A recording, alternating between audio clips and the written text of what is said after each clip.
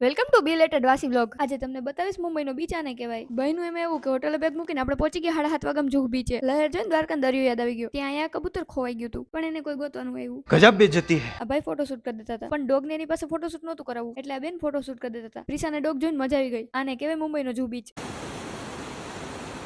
લહેરોની તન્હાઈ જોઈને આ ભાઈને પોતાની તન્હાઈ યાદ આવી ગઈ. कौन है ये लोग? પણ મને મારી તન્હાઈ યાદ ન આવી જોઈએ, એટલે આપણે જોઈ લીધા મોજા.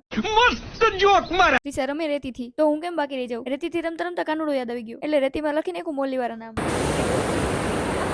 અહીંયા ચાલતું તું મોટા પાયે ફોટોશૂટ હાલતું હોય તો હું કેમ બાકી રહી જાઉં? ફોટા પાડવા ઇઝ નોટ ઇમ્પોર્ટન્ટ, હેર હરખા કરવા ઇઝ ઇમ્પોર્ટન્ટ. ये बड़ी अच्छी बात कही आप. દરિયા કિનારે હવારમાં અહીંયા ડોગી જોવા મળે, એટલે જાને મુંબઈનો દરિયો કહેવાય. તન્હાઈ વાળી રીલ બનાવવા માટે આપણે 5-6 કિલો વિડીયો શૂટ કરી લઈ, પણ આમાં કઈ તન્હાઈ ફીલ ન થાય, એટલે આપણે શૂઝ જોડે ફોટા પાડી લીધા. ડોગ ને કરી હતી દરિયામાં નહીં, પણ એને મારી જેમ પાણીથી બીક લાગતી એટલે બહાર આવી ગયું. गजब बेइज्जती है. ડોગીના કાનમાં પાણી વહી ગયું, એટલે એને ડોક્ટર પાસે લઈ જવાની ઈચ્છા થઈ ગઈ, પણ હોસ્પિટલ લઈ જતો મારું ફોટોશૂટ બાકી રહી જતું, એટલે ઈચ્છા મરી ગઈ. उठा ले रे देवा. પણ આ ડોગ ડૂબી જતું હતું પાણીમાં, પણ એને કોઈ બચાવવાનું આવ્યો, એટલે એને વિચાર્યું કે આપણે ખુદ જ બહાર નીકળવું પડશે. આટલી બધી હિંમત રાખીને ડોગ આવી ગયું બહાર. પછી એના મહેતા સાહેબ જોડે ચા પીવા વહી ગયું. ત્યાં મને મારા મહેતા સાહેબ યાદ આવી ગયા. એ વાતનું દુઃખ મનાવતા આપણે 5-6 કિલો સેલ્ફી પાડી લઈ. ફોટોશૂટ ખતમ કરીને આપણે જઈ નાસ્તો કરવા. આપણે ખાઈ લઈ ઇડલી. ત્યાં સુધી તમે લોકો ફોલો કરતા હો.